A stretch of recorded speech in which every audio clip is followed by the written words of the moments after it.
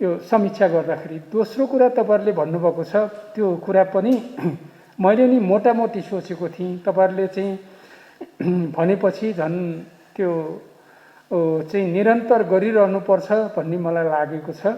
मैले सुरुवातमा पनि भनेको थिएँ, मैले पूर्व सभामुखहरूको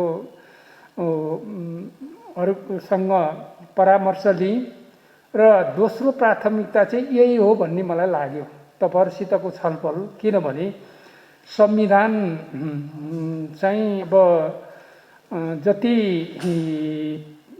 त्यसको बारेमा चाहिँ हामी भित्र पस्छौं र अघिल्लो पनि मैले थोरै संकेत गरेको थिएँ। अहिले म अलिकति फेरि मेरो अन्तरआशय स्पष्ट पार्न चाहन्छु। संविधानमा सबै कुरा लेखिएका पनि हुँदैनन्। संविधान हाम्रो राष्ट्रका लागि हो र संविधान यो राष्ट्रका लागि भएको हुनाले त्यो राष्ट्रिय हितलाई केन्द्र बिन्दुमा राखेर त्यो गरिएको हुन्छ र त्यसलाई चाहिँ व्याख्या गर्दाखेरि, त्यसको प्रयोग गर्दाखेरि, अभ्यास गर्दाखेरि हामीले चाहिँ राष्ट्रिय हित अनि त्यसपछि संविधानको रक्षा र लोकतन्त्रको विकास विस्तार र सुदृढीकरणलाई चाहिँ केन्द्रबिन्दुमा राखेर गर्नुपर्छ र आवश्यक पर्दाखेरि अहिले तपाईहरुले भनेको कुरासित म पूर्ण रूपमा सहमत छु कि अरूले के गरी सोच्छन् त्यो मेरो सरकारको विषय भएन। सरकारको विषय भन्दा अरूले के गरी सोच्छन् त्यो उनीहरूको कुरा हो। मैले सोच्ने कुरा चाहिँ के हो भने विशेष गरी संविधान र प्रतिनिधि सभाको नियमावली अनुसार नै मैले चल्न पर्छ। तर फेरि आवश्यक पर्दाखेरि नेपाली जनताले 334 जनालाई सार्वभौम अधिकार सुम्पिएका छन् र अहिले संघीय संसदको नेतृत्वको हैसियतले, प्रतिनिधि सभाको चाहिँ सभामुखको हैसियतले त्यो अधिकार मबाट अभिव्यक्त हुनुपर्छ। आवश्यक पर्दा देश, जनता, संविधान, लोकतन्त्र र नेपाली जनताको अधिकारका लागि मैले त्यो नेपाली जनताले प्रदान गरेको निहित अधिकारलाई फेरि पनि आवश्यक पर्दाखेरि प्रयोग गर्नुपर्छ। त्यो भनेको धेरै असाधारण र धेरै यहाँ तपाईहरुले भन्नुभएको छ। त्यो गर्नलाई हामी चाहिँ 3 दिनका अझ घण्टाका पनि चाहिँ यहाँ चाहिँ सबै कुराहरूलाई चाहिँ विचार गरेर मनन गरेर र हामी एउटा शब्द अलि मन पराउँछौं, ठोस स्थितिको ठोस विश्लेषण गर्दै आवश्यकता पर्दा भने केन्द्रबिन्दुमा चाहिँ देश र जनता नै हुन्छ। देश र जनताको अधिकतम हितदेखि बाहेक दाहिना बायाँ जाने त कसैलाई अधिकारै हुँदैन। त्यसकारण त्यो देश र जनताको अधिकतम हित गर्न पर्दाखेरि कहिलेकाहीँ संविधान अनुसार नै हो, त्यसमा दुई मतै छैन। संविधानको त्यो मर्म र भावनालाई ठिक ढङ्गले आत्मसात गर्ने गरी काम गर्नका लागि तयार छु र अन्तिममा जनताले नै अहिले सुम्पिएको छ। अहिले जनता भन्दा त अमूर्त हुन्छ, तर फेरि अन्तिममा फेरि जनताकै म्यान्डेट हुन्छ। तपाईहरुले अघि नै भन्नुभयो जनताको म्यान्डेट कसरी हुन्छ त भन्दाखेरि यसै गरी हुन्छ। तपाईहरुले भन्नुभएको छ, अब म त्यसै अनुसार गर्छु। अब सभामुखहरूको परामर्श भयो, पूर्व सभामुखहरूको तपाईहरुसित भयो। किनभने तपाईहरुसित यो दोस्रो प्राथमिकता किन भयो त भन्दाखेरि संविधानका कुरा, परम्पराका कुरा र अहिले भइरहेका कुराहरू तपाईहरुले जे भन्नुभयो त्यसले मलाई चाहिँ निकै राम्रो चाहिँ आधार प्रदान गरेको छ मलाई अगाडि बढ्नका लागि। धेरै कुरा चाहिँ मलाई चाहिँ तपाईहरुले भन्दैखेरि धेरै कुराहरू चाहिँ अब यसरी जानुपर्छ भन्ने खालको अहिले म धेरै मूर्त र पुरै चाहिँ श्रृङ्खलामै यसो भनेर चाहिँ पुरै योजना नीति योजना र कार्यक्रम त भन्न सक्दिनँ। तर म के चाहिँ भन्छु भने अब फेरि पनि मैले अब धेरै राम्रोसित चाहिँ छलफल थाल्ने भनेको पार्टीहरूसित नै हो। लोकतान्त्रिक व्यवस्थामा पार्टीहरू शक्तिका संवाहक मात्रै होइनन्, पावर हाउस पनि हुन्। किनभने पार्टीहरूमा नै चाहिँ फेरि सम्पूर्ण रूपमा जनताको चाहिँ शक्ति केन्द्रित भएर अभिव्यक्त भएको हुन्छ। त्यसकारण अब यसपछि मेरो पार्टीहरूसित चाहिँ छलफल विचार विमर्श परामर्श हुन्छ, अर्थात् छलफल हुन्छ। त्यसपछि अब पत्रकार जगत, नागरिक अगुवा, मानव अधिकारवादी आदि आदि त्यहाँ चाहिँ त्यो चाहिँ प्राथमिकता क्रम कसरी चाहिँ गर्दाखेरि बढी फाइदा हुन्छ, बढी चाहिँ पहल कदमी लिन सकिन्छ भन्ने हिसाबले मैले अगाडि जानेछु। र मलाई के लाग्छ त भन्दाखेरि अलिकति कहिलेकाहीँ भावविहल पनि हुन्छ, द्रवीभूत पनि हुन्छ। र कहिलेकाहीँ के लाग्छ भने अहिले यतिखेर तपाईँहरूलाई धेरै राम्रोसित थाहा छ, बेलायतको संसदमा र अन्य कतिपय देशहरूको संसदमा समितिहरूमा नेपालको कोभिडले पैदा गरेको जोखिम, यसको चाहिँ स्थितिको बारेमा धेरै गम्भीरतापूर्वक छलफल भइरहेको छ। र म यही सन्दर्भमा म त्यो धेरै दोहोऱ्याइरहन त चाहन्न, तपाईँलाई जानकारी दिन्छु। पहिला पनि मैले सदन सञ्चालन गर्नका लागि यो कोरोनाको चाहिँ जोखिमकै बिचबाट धेरै मेहनत गरेर, धेरै व्यवस्थित ढङ्गले चलाउनका लागि कैयनचोटि विज्ञ विशेषज्ञहरूलाई बोलाएर छलफल गरेँ। सचिवालयको त हामी दिनदिनै छलफल गर्थ्यौँ। छलफल गरेर त्यो बजेट अधिवेशन चाहिँ हामीले निकै व्यवस्थित ढङ्गले चलायौँ भन्ने हामीलाई लाग्छ, त्यस्तो चाहिँ जोखिमका बिचबाट। अहिले पनि यही हलमा यसै गरी यस्तै व्यवस्थापन गरेर यो देशका स्वास्थ्य क्षेत्रका सबै लब्ध प्रतिष्ठित व्यक्तित्वहरू र तिनीहरूको संस्थागत प्रतिनिधित्व नै गराएर, सरकारको पनि प्रतिनिधित्व गराएर धेरै राम्रोसित चाहिँ छलफल गरेर स्वास्थ्य सुरक्षाका धेरै मापदण्ड अपनाएर चाहिँ म अब बजेट अधिवेशन सुरु हुन्छ, त्यसलाई तयारी गर्नुपर्छ र विगतका पनि सबै अनुभवहरूलाई चाहिँ संकेन्द्रण गरेर चाहिँ चलाउनु पर्छ भनेर तयारीको अवस्थामा हुँदाहुँदै फेरि यो चाहिँ संसद चाहिँ विघटित हुन पुगेको छ। यसले चाहिँ हामीलाई नराम्रोसित चाहिँ झड्का हानेको छ र वास्तवमा सर्वथा यो बेठिक छ। यो वास्तवमा भन्ने भनेदेखि हरेक कुराको समस्याको समाधान फेरि चलाउन सकिन्थ्यो। हामीले कतिसम्म गरेका थियौँ भने तपाईँहरूलाई यो पनि जानकारी दिउँ, हामीले त्यो माथि दर्शक दीर्घालाई समेत हलको परिभाषामा पारेर यो अहिले हामीले जसरी चाहिँ यो विश्व स्वास्थ्य सङ्गठनको मापदण्ड अनुसार नै दूरी कायम गरेका छौँ, त्यो दूरी कायम गरेर नै संयुक्त बैठक गर्नलाई पनि हामीले कुनै चाहिँ सुरक्षा, यो स्वास्थ्य सुरक्षाको चाहिँ कुनै कमी नहुने गरी पनि गरिएको थियो। फेरि त्यसै गरी यो दोस्रो खोप पनि, किन दोस्रो खोप पनि चाहिँ सांसदहरूलाई लगाइयो, यहाँ अलिअलि केही प्रश्न नि उठिएको छ। अरूले लाउन पाएका छैनन्, सांसदहरूलाई किन लाग्यो त भन्दा राष्ट्रको बारेमा, देशको बारेमा छलफल गर्नका लागि सांसदहरू कमसेकम दोस्रो खोप सहित आउँदाखेरि चाहिँ एउटा मनोवैज्ञानिक ढङ्गले पनि वास्तविक उसमा पनि अलिकति निर्धक्क साथ छलफल गर्न सकिन्छ भनेर त्यो व्यवस्था पनि गरिएर हामी एउटा फेरि सचिवालयका तर्फबाट, संसद सचिवालयका प्रवक्ताले निरन्तर हामीले तयारी गरिरहेका छौँ, हामी तयारीमा छौँ, सम्पूर्ण तयारीमा छौँ भनेर निरन्तर त्यो सूचना प्रवाह पनि गरिरहेको बेलामा चाहिँ यसरी चाहिँ संसदको विघटन भएको छ। यसले चाहिँ हामीलाई निकै ठुलो मर्माहत पारेको छ, मर्माहत भएका छौँ। अब मलाई के लाग्छ भने यहाँ चर्चा चल्यो, धेरै त म भन्न चाहन्न, यो सत्यको अन्वेषणको कुरा पनि हो र जति छलफल गरियो अब कतिपय कुरा परम्पराका कुरा पनि हुन्छन्, कतिपय कुरा चाहिँ के भने नयाँ नयाँ रूपमा आउँछन्, नयाँ नयाँ ढङ्गले चाहिँ त्यो परिभाषित हुँदै जान्छ। तपाईँहरूलाई यस कुराको बारेमा धेरै बढी जानकारी छ, किनभने हामीले सुन्छौँ दुनियाँभरिका न्यायाधीशहरूले चाहिँ नयाँ नयाँ नजिरहरू स्थापित गरिएको हुन्छ। हामी अहिले चाहिँ सोमनाथको कुरा गर्छौँ, अरू न्यायाधीशहरूको कुरा गर्छौँ भारतका, होइन। वास्तवमा भन्ने भने यो पुरानै मात्रै चल्दैन, सबैका भूमिकाहरू नयाँ नयाँ ढङ्गले यहाँ देश र जनताको अधिकतम हितमा केन्द्रित भएर सोच्ने हो भने राष्ट्रपतिले सोच्ने तरिका नि माथि माथि जानु, अप अप हुँदै जाओस्, प्रधानमन्त्रीले सोच्ने तरिका नि अप अप हुँदै जाओस् र सभामुखले सोच्ने तरिका नि अप अप हुँदै जाओस्। सबभन्दा बढी राष्ट्रपतिबाट सुरुवात हुनुपर्छ संविधानको पालना गर्ने, रक्षा गर्ने, त्यसपछि क्रमशः प्रधानमन्त्री, सभामुख सबै सबभन्दा बढी यी चाहिँ पालना हामीले गर्नुपर्छ र अनुसाथी हामी हुनुपर्छ भनेर मलाई लाग्छ। यस अर्थमा चाहिँ भनौँ न यो चाहिँ अहिले हामीले लोकतान्त्रिक मूल्य, मान्यता आदि इत्यादिको बारेमा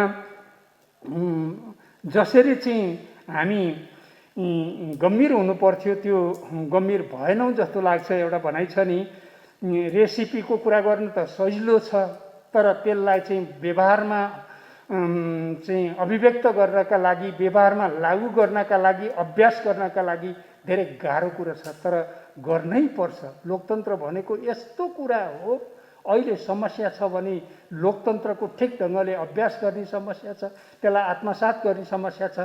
कुनै समाधान छ, अचूक समाधान छ भने त्यो लोकतन्त्र मूल्य मान्यतालाई चाहिँ आत्मसात गरेर अगाडि बढ्ने र जीवन व्यवहारमा त्यसलाई लागू गर्दै जाने कुराको छ। र आजको यी समग्र पक्षमा धेरै राम्रो छलफल भएको छ र मलाई के लाग्छ भने राष्ट्रिय रूपमा पनि चाहिँ हामीले सोच्नु पर्ने भएको छ। विभिन्न कुराहरू आइरहेका छन्। अहिले जस्तो भनौँ न, हामी त्यसरी प्रतिनिधि सभा सञ्चालनका लागि त्यसरी चाहिँ तत्परचित्त भएर लागिरहेका छौँ। वास्तवमा भन्यो भने देश चाहिँ अहिले अध्यादेशबाट चलाउनतिर गइरहेको छ। ती अध्यादेशहरू पनि चाहिँ बडो सोच्नुपर्ने खालका छन्। प्रतिनिधि सभामा छलफल गर्ने, राष्ट्रिय सभामा छलफल गर्ने कुरा त छँदैछ, त्यो त आम जनतामा छलफल गर्न पर्ने कुरा पनि छ, जनतामा जोड्ने कुरा पनि छ। तपाईँहरूले भन्नुभयो पत्रकारहरूसित चाहिँ छलफल गर्ने कुरा, त्यो पत्रकार र प्रतिनिधि सभा जोडेर चाहिँ आम जनतामा बाट चाहिँ म्यान्डेट लिइसकेपछि पास गर्नुपर्ने कतिपय विधेयकहरू अब अहिले विचाराधीन छन् र अहिले अध्यादेशबाट चलाउने कुरा जो भइरहेको छ त्यो सर्वथा बेठिक भइरहेको छ। त्यसकारण म अहिले धेरै तपाईँहरूका कुरा मैले सबै टिपेको छु, मुख्य मुख्य कुरा सबै टिपेको छु। र एउटा कुरा चाहिँ अब अलि मलाई चाहिँ त्यो डकुमेन्टेसन गर्नुपर्छ जस्तो लाग्छ। अहिले जे जति कुराहरू भइरहेका छन्, उभा छन्, यो अन्तबाट पनि भइरहेको छ, हुन्छ नै। तर जनताको सर्वोच्च जनप्रतिनिधि संस्था, यो संस्था भन्दा अर्को ठुलो संस्था नेपालमा छैन भनेर भन्न सकिन्छ। किनभने यही संस्थाबाट हो राष्ट्रपतिको जन्म हुने, प्रधानमन्त्रीको जन्म हुने, सभामुखको जन्म हुने, उपसभामुख सबैको जन्म हुने। यसलाई अवमूल्यन गर्ने कुरा किमार्थ स्वीकार्य हुँदैन। यसलाई चाहिँ सबभन्दा बढी स्थापित गर्दाखेरि सबभन्दा बढी चाहिँ फेरि चाहिँ सबभन्दा माथि बसेकालाई नै फाइदा हुन्छ। सबभन्दा माथि बसेकालाई नै इतिहासले चाहिँ धेरै राम्रो मूल्याङ्कन गर्छ। त्यसकारण यो चाहिँ सबै गतिविधिहरूलाई समेटेर एउटा डकुमेन्टेसन गर्नुपर्छ भन्ने कुरा गर्नुभएको छ। त्यो गर्नुपर्छ, त्यो गर्नलाई कुनै छैन। तर पछिल्लो एउटा कुरा चिठी लेख्ने कुरा गर्नुभएको छ यो बजेट आदि इत्यादिको सम्बन्धमा। यसमा यो हामीले पहिलो चरण छलफल गऱ्यौँ र फेरि यहाँ हामी जो जति आज जम्मा भएका छौँ, मैले कुनै न कुनै हिसाबमा भेटेरै अनि फोनमा छलफल गरिरहेको छु। फेरि पनि यति मात्रैले त्यसमा चाहिँ अलिकति चाहिँ पूर्ण रूपमा चाहिँ पुग्यो छलफल भन्ने जस्तो लागेको छैन। यही क्षणदेखि अब म तपाईँहरूले जुन कुरा भन्नुभएको छ, कुनलाई चाहिँ प्राथमिकतामा ल्याउने, कुन चाहिँ आजैदेखि भरेदेखि सोच्नुपर्छ र यसरी चाहिँ प्राथमिकता क्रम अनुसार सोध्दै जानुपर्छ र एउटा डकुमेन्टेसन गर्ने कुरा जुन गर्नुभएको छ त्यसले चाहिँ राम्रो गर्छ। किनभने अहिले त हामीलाई सामान्य जस्तो लाग्छ यी कुराहरू। अहिले यही आजकै छलफल पनि सामान्य जस्तो हामी लाग्छ। भोलि यो इतिहासका विद्यार्थी, न्याय क्षेत्रका विद्यार्थीहरू यी सबैलाई पनि चाहिँ एउटा धेरै ठुलो हुन्छ। किनभने चाहिँ मलाई लाग्छ कतिपय विद्वान वरिष्ठ अधिवक्ताहरूले त 50औं वर्षसम्मको चाहिँ आफ्नो दिमागको चाहिँ यहाँ सार खिचेर जुन प्रस्तुत गर्नुभएको छ त्यो चाहिँ धेरै महत्त्वपूर्ण छ। मैले पनि टिपेको छु, हाम्रो सचिवालयका सचिवले पनि टिप्नु भएको छ। यो अलि महत्त्वपूर्ण कुरा भएको हुनाले भनेर चाहिँ संसद सचिवालयका प्रवक्ता पनि चाहिँ यहाँ हुनुहुन्छ र फेरि यहाँ अलिकति सबैको चाहिँ अहिले वर्तमान अलिकति हतारमा वर्तमान पोर्टफोलियो के छ कसो छ भन्ने कुरा मैले भनिनँ। मैले एउटा समान रूपमा चाहिँ सम्बोधन गरेँ। अब सायद मेरो प्रेस कोअर्डिनेटरले एउटा प्रेस नोट जारी गर्दाखेरि सबैको चाहिँ फेरि बुझेर यस्तो उपस्थिति भएको थियो, भर्चुअलमा यतिजना उपस्थित हुनुहुन्थ्यो, सशरीर यतिजना उपस्थित हुनुहुन्थ्यो भनेर सबै कुरा समेटेर हामी सार्वजनिक गर्नेछौँ। अहिले पनि केही चाहिँ हामीले लाइभको व्यवस्था गरेका थियौँ, त्यो पनि चाहिँ गएको छ। अब फेरि पनि यो श्रृङ्खला जारी रहन्छ र मैले मेरो ठाउँबाट गर्न सक्ने यसभन्दा अगाडि पनि मेरा कुराहरू मैले सार्वजनिक गरेको छु। अस्ति पनि मैले त्यो प्रेस विज्ञप्ति जारी गरेर सङ्केत सबै गरेको छु र त्यसमा मुख्य गरी के छ मेरो आशय भनेदेखि अदालतको फैसलाको कार्यान्वयन भएन हैन र दोस्रो चाहिँ प्रतिनिधि सभाको चाहिँ अधिकार हनन भयो। किनभने प्रतिनिधि सभाको सबैभन्दा मुख्य काम भनेको सरकार बनाउने र कानुन बनाउने हो। त्यही काम चाहिँ उता राष्ट्रपति कार्यालयमा खिचेपछि त त्यो त सर्वथा बेठिक भयो नि त हैन। त्यस्तो लाग्थ्यो भनेदेखि त ल कन्फ्युजनै भयो रे, ल एकछिनको लागि कन्फ्युजन गर्नुपर्ने त थिएन। 149 को चाहिँ हस्ताक्षरै त्यहाँ पुगिसकेपछि कन्फ्युजनै भएपछि त यो त प्रतिनिधि सभालाई त्यो चाहिँ क्लियर गर्नलाई चाहिँ समय दिन सकिन्थ्यो।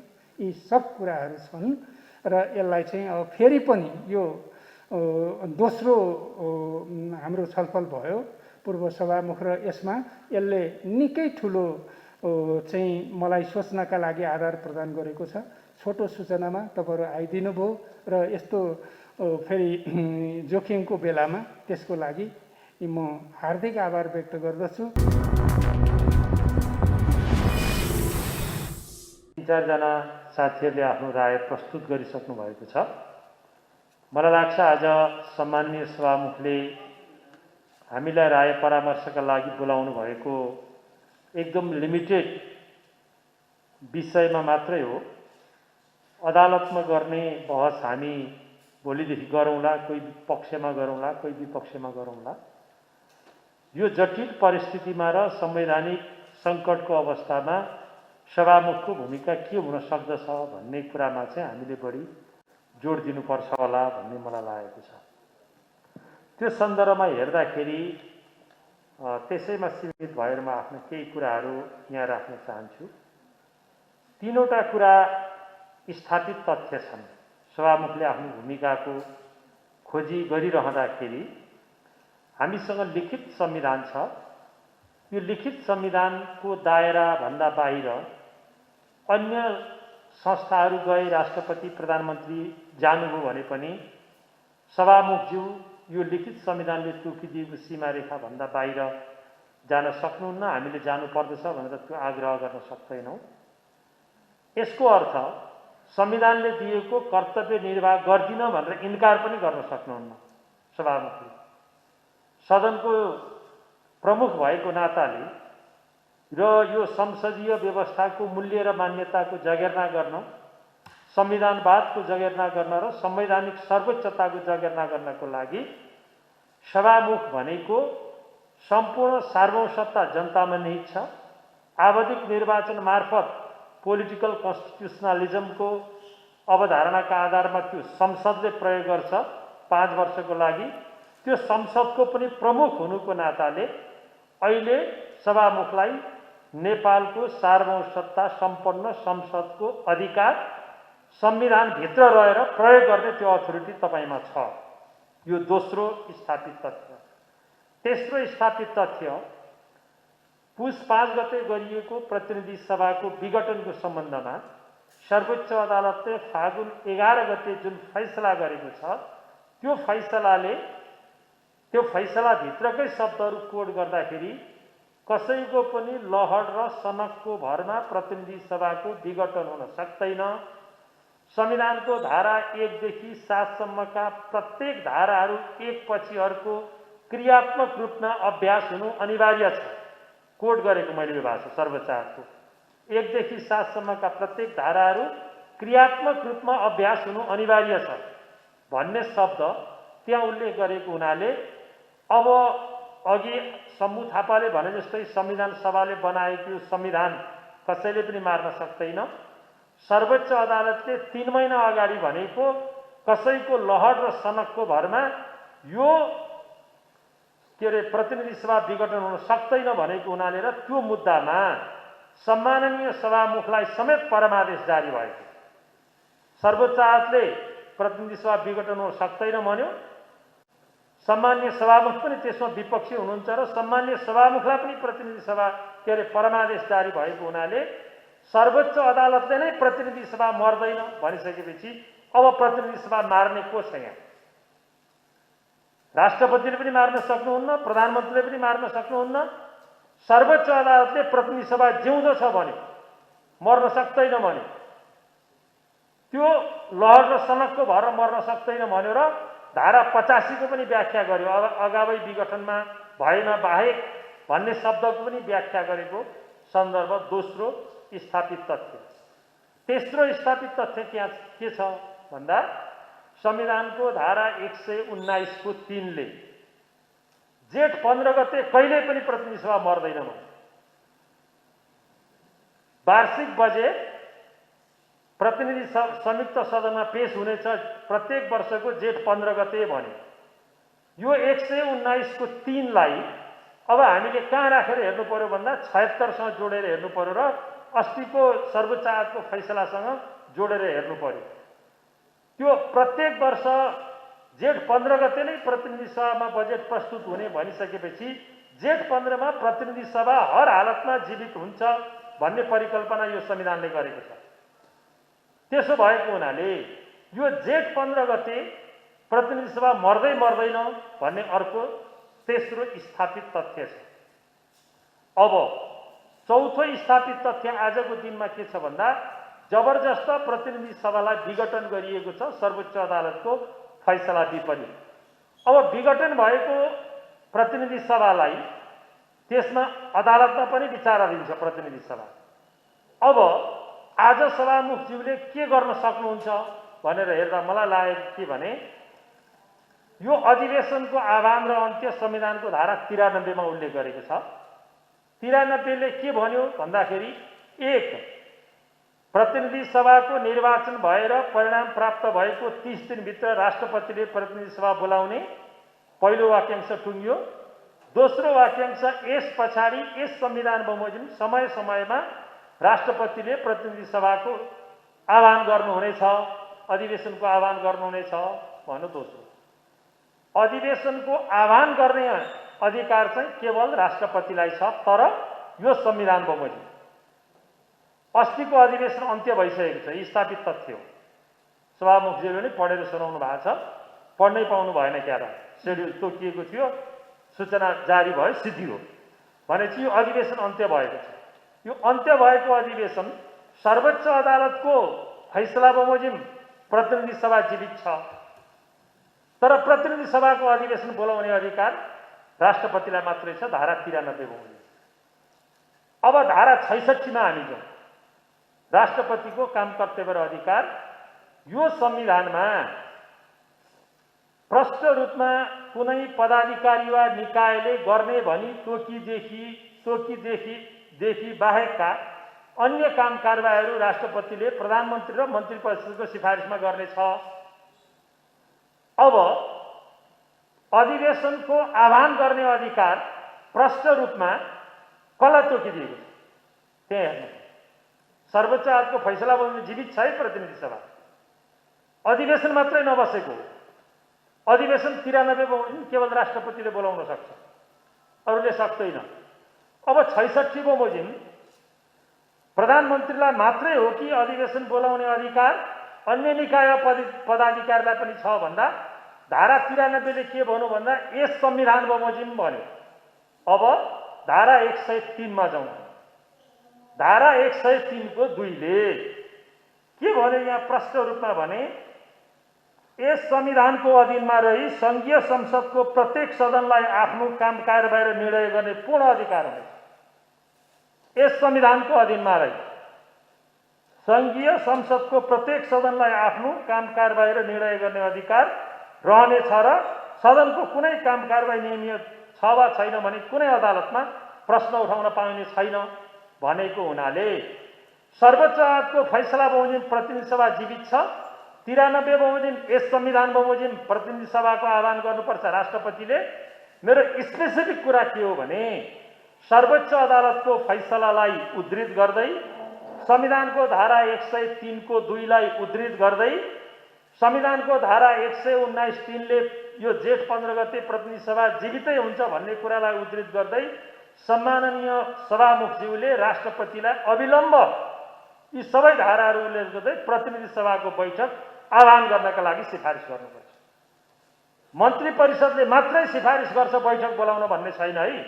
यस संविधान बमोजिम भन्छ 93 मा यो संविधानको 103 को 2 ले सङ्घीय संसदको प्रत्येक सदनलाई आफ्नो काम कारबाही र निर्णय गर्ने पूर्ण अधिकार हुनेछ।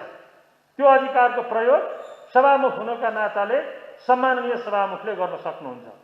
त्यसो भएको हुनाले संविधानभन्दा बाहिर पनि सभामुख जान सक्दैन, संविधानले दिएको कर्तव्य निर्वाह नगरी पनि बस्न सक्दैन। त्यसैले सर्वोच्च अदालतको फैसला संविधानको धारा 66(2), 93(2), 103(2), 119(4) लाई उद्धृत गर्दै सम्माननीय सभामुखले अविलम्ब राष्ट्रपतिज्यूलाई यो जेठ 15 गतेको सर्वोच्च अदालतको फैसला बमोजिम प्रतिनिधि सभा जीवित छ, जीवित भएको हुनाले बजेट ल्याउने प्रयोजनको लागि अधिवेशन आह्वान गर्नका लागि सिफारिस गर्नुपर्छ र राष्ट्रपतिले तदनुकूल सभामुखको सिफारिस बमोजिम अविलम्ब प्रतिनिधि सभाको बैठक बोलाउनुपर्छ। यो प्रतिनिधि सभा मरेको छैन, जीवित छ। सर्वोच्च अदालतको फैसला संविधानको धारा 128 बमोजिम सबैलाई कानुन सरह मान्य छ। हामी अन्त जानै पर्दैन। मेरो सुझाव यति हो।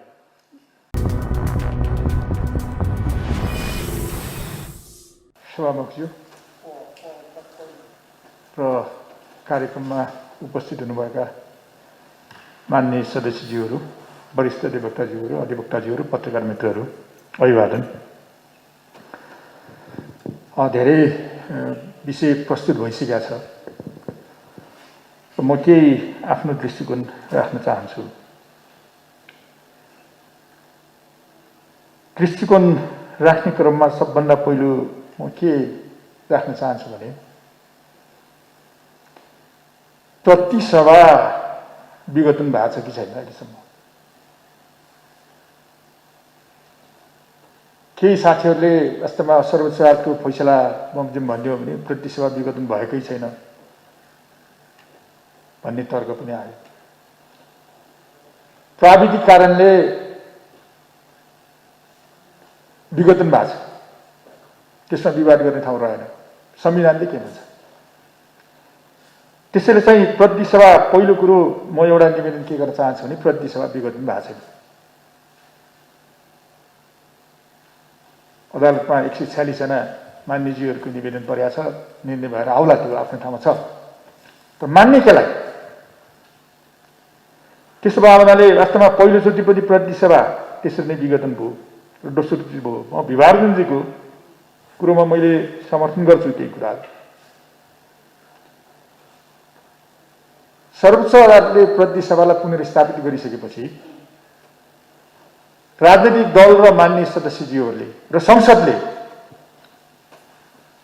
जुन प्रभावकारी भूमिका खेल्नु पर्थ्यो त्यो खेल्न नसकेको स्थितिले दोस्रोचोटि फेरि यो स्थिति आयो र अहिले फेरि प्रतिनिधि सभा विघटन भएको घोषणा भएको छ। अदालतमा मुद्दा पनि परेको छ र हामीलाई विश्वास के छ भने प्रतिनिधि सभा पुनर्स्थापना हुन्छ। तर अहिले मैले के देखिरहेको छु भने एकजना व्यक्ति त्यस्तो जसले सबैको अधिकार प्रयोग गरिरहेको छ, प्रधानमन्त्रीजी।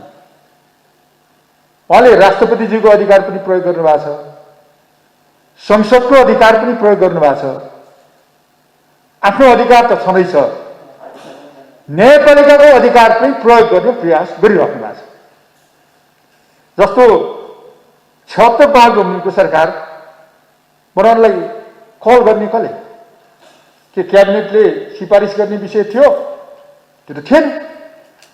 संविधानको धारा 77 को 1 मा सारता अवस्थामा प्रधानमन्त्रीको पद खाली हुने व्यवस्था गरिएको छ। प्रधानमन्त्रीको पद खाली नभइकन धारा 76 को धारा 8 बमोजिम प्रधानमन्त्री बनाउने प्रक्रिया सुरु गर्न मिल्दैन थियो। तर उहाँले चाहिँ राष्ट्रपतिको अधिकार पनि प्रयोग गर्नुभयो। अब अहिले हामीले देखिरहेछौँ अध्यादेशबाट मुलुक चलाउने, संसदले बनाउने, कानुन आफैले बनाएर मुलुक चलाउने प्रयास सुरु गरिराख्नु भएको छ। अब नागरिकता जस्तो अध्यादेश पनि आइसक्यो। अब मलाई लाग्छ बजेट अध्यादेशकै माध्यमबाट आउनेवाला छ।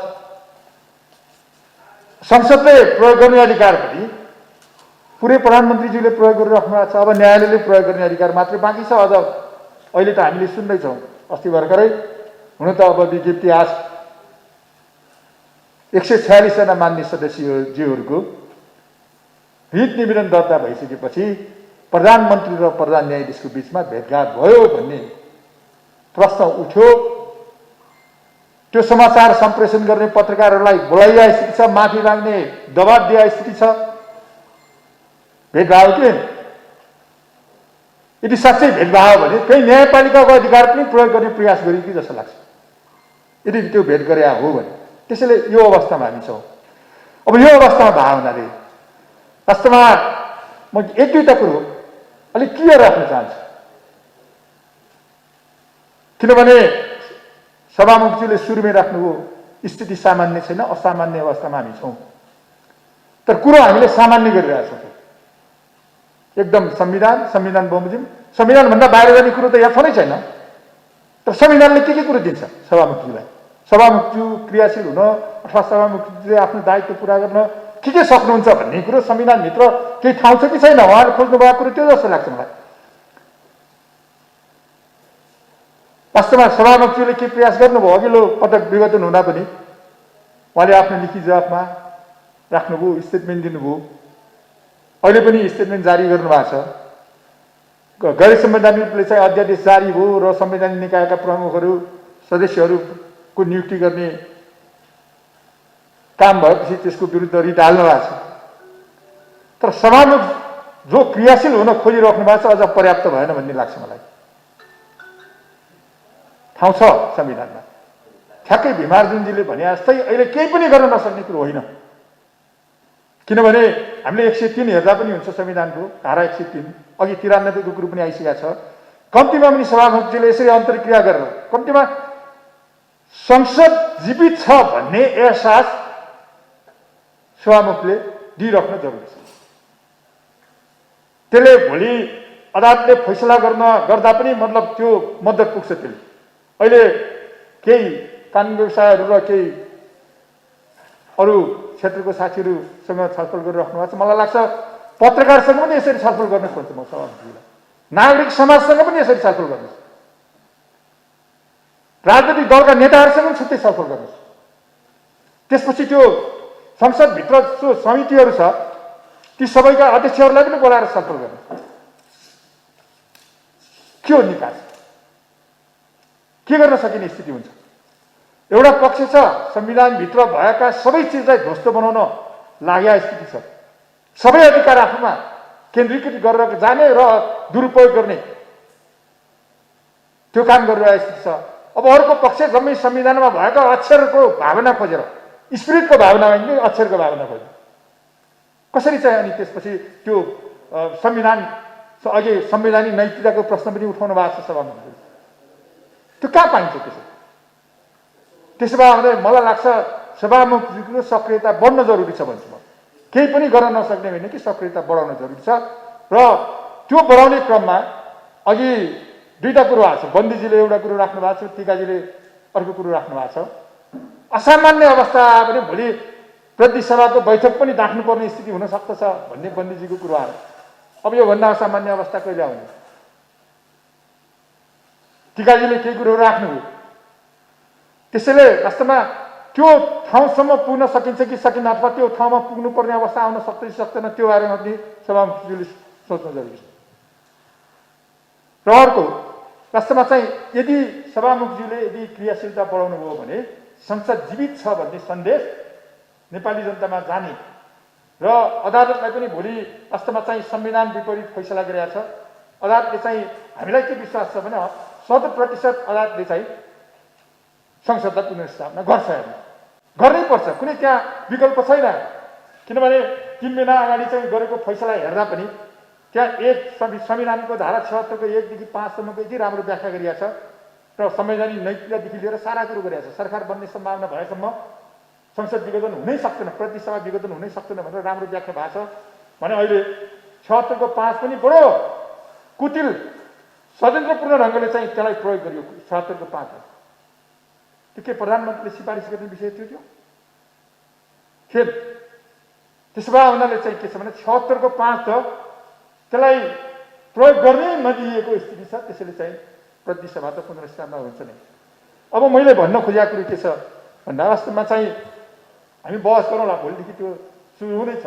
फेरि अगाडिको भन्दा अहिलेको अझ बढी चाहिँ रिट निवेदन चाहिँ बलियो छ भन्ने मलाई लाग्छ। किनभने अगाडि जम्मा 4 जना प्रतिसभाका सदस्यहरूले रिट निवेदन दायर गर्नुभएको थियो, अहिले 146 जना सशरीर उपस्थित भएर रिट निवेदन दायर गर्नुभएको स्थिति छ। बहुमत जसले चाहिँ के छ भन्दाखेरि एकजना मान्य सदस्यज्यूलाई चाहिँ प्रतिसभाको सदस्यलाई चाहिँ प्रधानमन्त्रीमा चाहिँ हाम्रो समर्थन छ भनेर दाबी गर्नुभएको छ। त्यसैले त्यसमा त्यति दाउट गर्ने जरुरी छैन। अदालतले गर्ने कुरो गर्ला, अदालतमा हामीले बहस गर्ने कुरो पनि होला, तर त्यो बाहेकको के हुन सक्दछ छलफलको विषय यो हुनुपर्छ। हामी अदालतै कुर्ने हो भने त त्यो छलफल गर्नुपर्ने जरुरी पनि भएन। हिजो पनि त्यही प्रश्न उठाएको थियो र मलाई एउटा यहाँ के स्मरण गराउन मन लाग्छ भने कहिलेकाहीँ अदालतले पनि मिस्टेक गर्छ। अदालतले मिस्टेक गरिसकेपछि अदालत बाहेकको निकायहरू क्रियाशील हुनुपर्ने जरुरी हुन्छ। जस्तो 59 सालमा प्रतिसभा विघटन भयो, अदालतमा मुद्दा पर्यो, मुद्दा परेपछि अदालतले प्रतिसभा विघटन गरेर ठिक हो भनेर भन्छ। त्यसपछि स्थिति के भयो? त्यसपछि जनआन्दोलन सुरु गरेर रत्तपारमा मर्या त्यो अदालतले पनि विघटन भयो भनेको प्रतिसभाको उपसभामुखको अध्यक्षतामा रत्तपारमा मिटिङ बस्ने कामहरू भयो र गैर संवैधानिक रूपले भन्नुपर्छ। त्यही प्रतिसभालाई बिउजाएपछि अनि त्यसले बल्ल अरू प्रक्रियाहरू सुरु गरेका छ। त्यसैले अदालतले पनि मिस्टेक गर्दैन भन्ने कुरो छैन। त्यसो भए हुनाले मलाई के लाग्छ भने अदालतले गर्ने कुरो पनि हामीले हेर्ने कुरो हो र अदालत बाहेकको क्षेत्रबाट संविधानलाई ट्र्याकमा ल्याउनको लागि के गर्न सकिन्छ भन्ने कुरो छलफल चलाउन जरुरी छ। मलाई लाग्छ अहिले चाहिँ जो सभामुखले चाहिँ यो जुन छलफलको प्रक्रियाहरू सुरु गर्नुभएको छ वास्तवमा यो सराहनीय छ। यसलाई अझ विस्तार गर्न जरुरी छ। अझ यसलाई दिनौँ जस्तो सभामुखको चाहिँ यस्तो किसिमको छलफलको प्रक्रियाहरू सुरु होस्। इन्जिनियरहरूलाई होस्, डक्टरहरूसँग होस्, नागरिक समाजसँग होस्, हरेक निकायसँग होस्, राजनैतिक दलहरूसँग होस्, सबैसँग चाहिँ यो छलफल गरिसकेपछि वास्तवमा मुलुकले त यस्तो चाहेको रहेछ नि त। सबै प्रतिमूलक संस्थाका मान्छेहरूसँग छलफल गरिसकेपछि वास्तवमा मुलुक त यो ठाउँमा रहेछ नि त भन्ने सन्देश पनि जाने। त्यसले अदालतमा भएका छलफलहरूलाई पनि मद्दत पुग्ने र विघटन भयो भने गैर संवैधानिक रूपले विघटन गरेको प्रतिसभा एउटै कार्यकालमा हेर्नु 5 महिनाको बिचमा 2 चोटि संविधान सभालाई प्रतिसभालाई मार्ने काम गरिएको छ, अपराधै गर्नुभयो।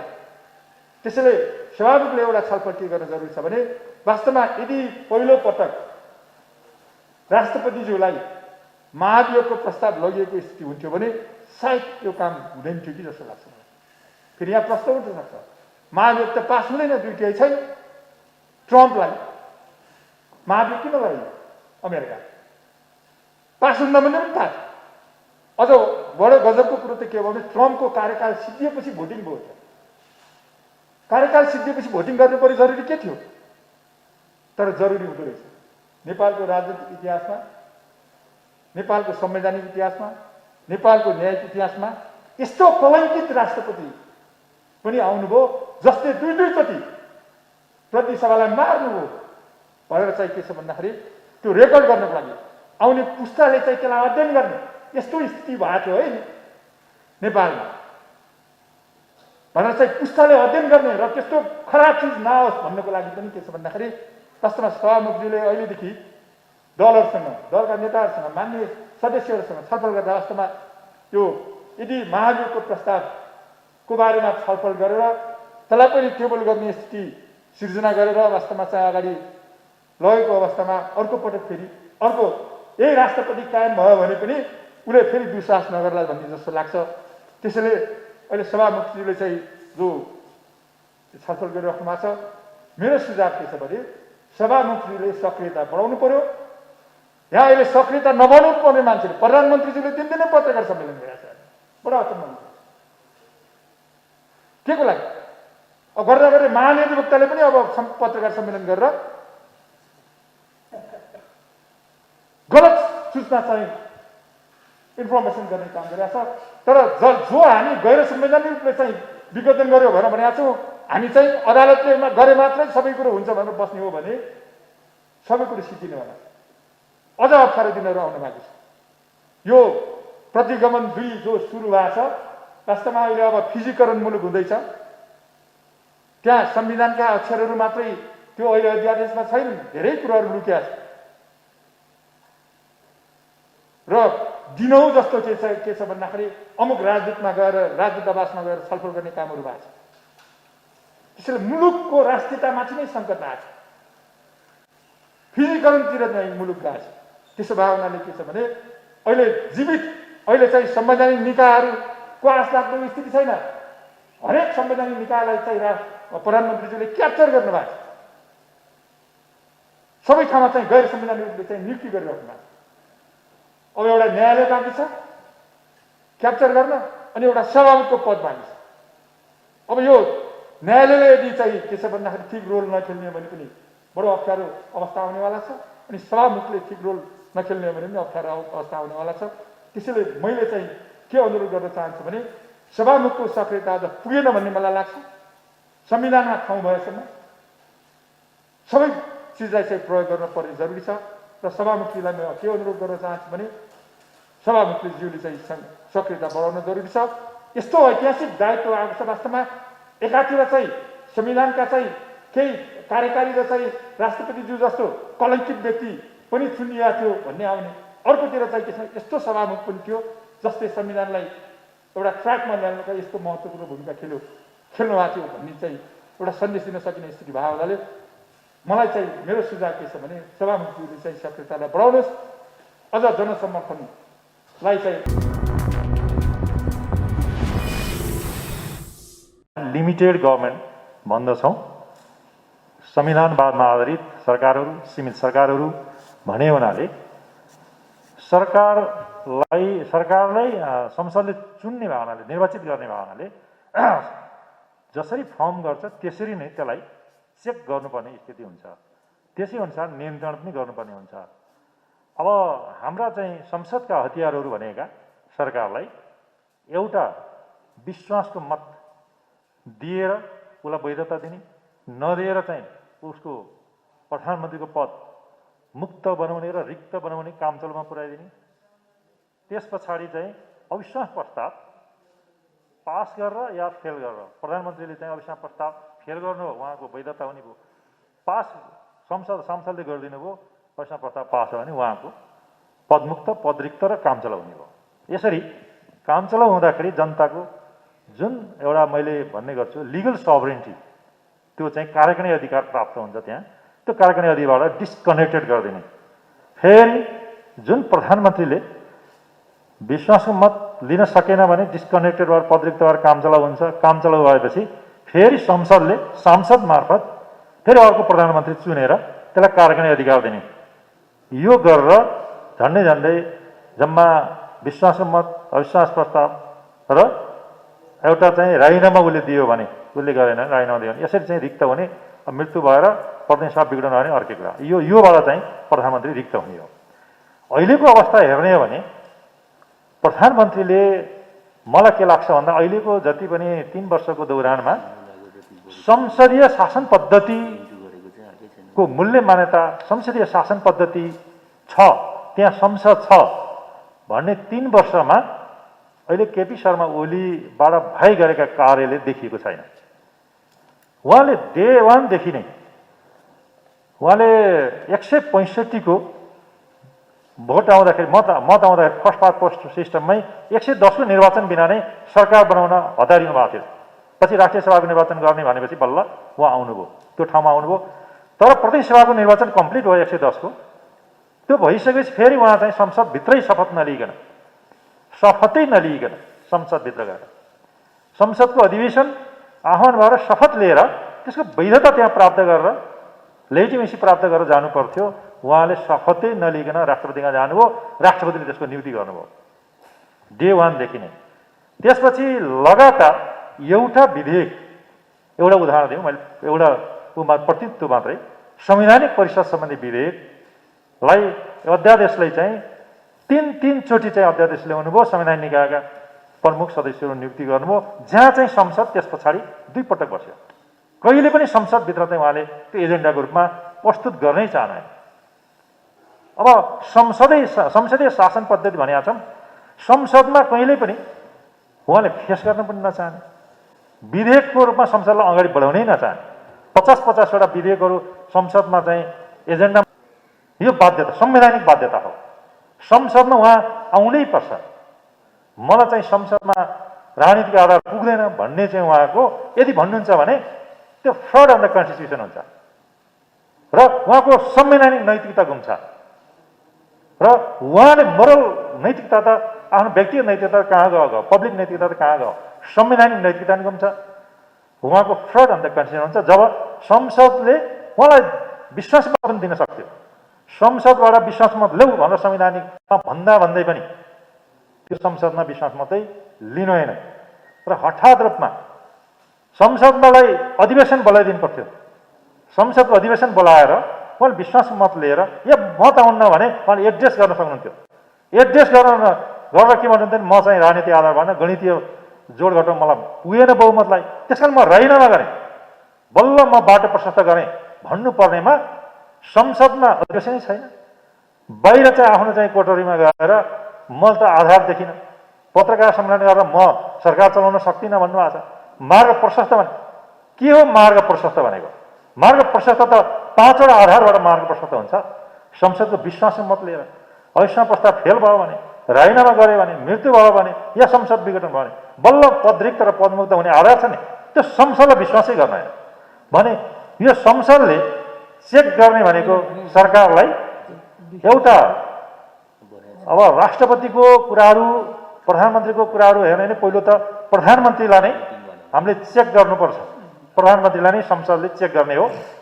अब प्रधानमन्त्रीले कार्यकारी अधिकार केवल संविधान र कानुनबाट मात्रै प्राप्त हुन्छ, त्यहाँभन्दा अरू चाहिँ पाउने ठाउँ छैन। त्यो जनताकै सोर्स अफ पावरबाट, जनताकै लिगल सबरेन्टी मात्रै प्रयोग गर्ने हो। उसले चाहिँ संसदलाई नै चिन्दैन भने, संसदले उसलाई बनाएर पठाए संसदको लेजिटिमेसी प्राप्त गर्दैन भने त्यस्तो प्राइम मिनिस्टरको रिकमेन्डेसन, त्यस्तो चाहिँ कार्यहरू के हुन्छ भने गैर संवैधानिक हुन्छ। त्यो गैर संवैधानिक भएको कुरा भोलि जुडिसियल रिभ्यूको होला, तर संसदको रोल के?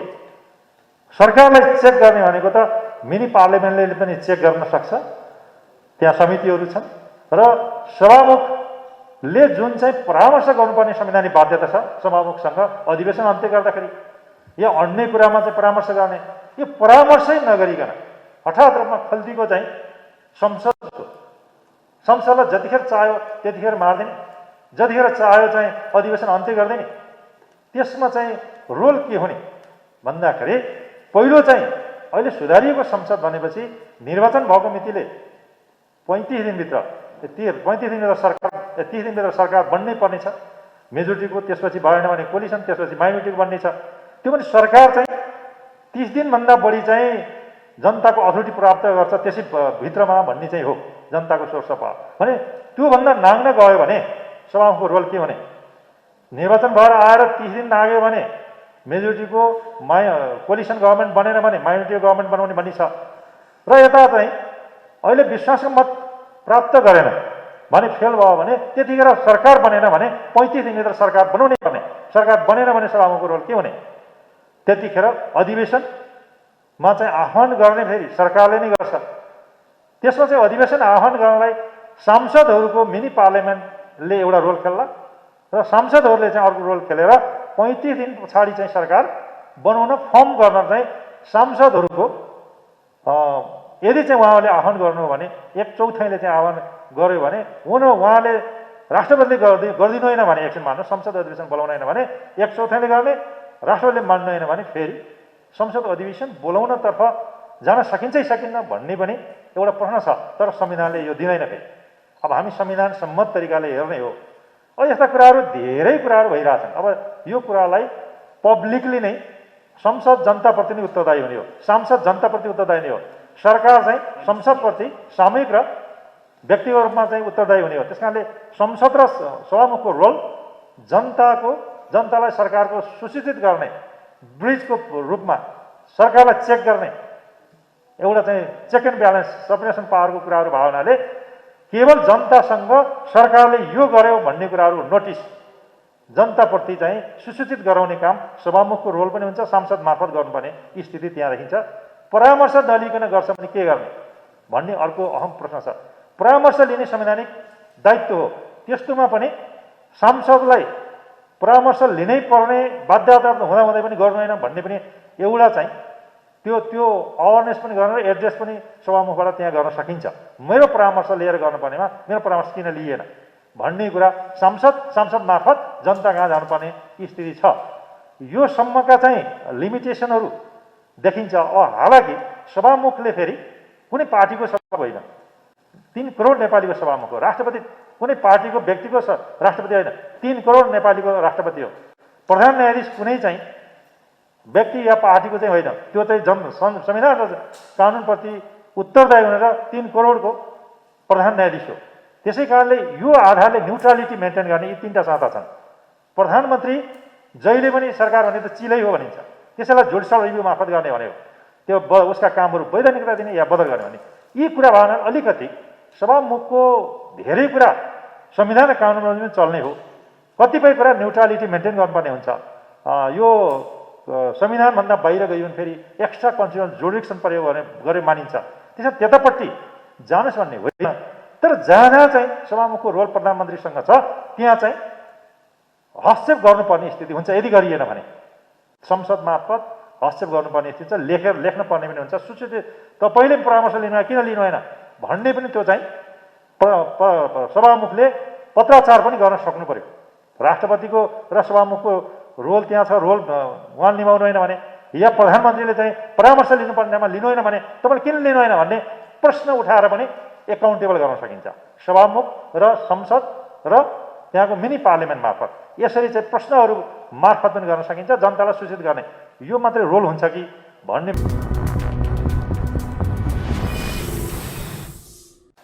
सभामुखज्यू, आज म त तपाईँले सभामुखले अहिलेसम्म नबोलाएको, कोही साथीसँग भेटघाट पनि नभएको, कोभिडले बिरामी भएर बसेको, अनि अब नेगेटिभ आइसकेपछि नि आज सभामुखले बोलाएको हुनाले मैले आज घरबाट निस्केको पहिलो दिन। त्यसले गर्दा यहाँ साथीहरूले धेरै कुरा राखिसक्नुभयो। म को साथीले त्यो कुरा के राखे, को साथीले कुरा के राखे भनेर चाहिँ म भन्दिनँ।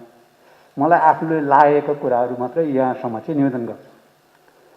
अहिले सरकार गठनको कुरामा अब केपी ओलीलाई त अब यो संविधानको यो धाराले मिलेन, यो कानुनले मिलेन त के भन्नु र। संविधान बमोजिम गर्ने भए पो संविधान बमोजिम गरेन भनेर भन्ने।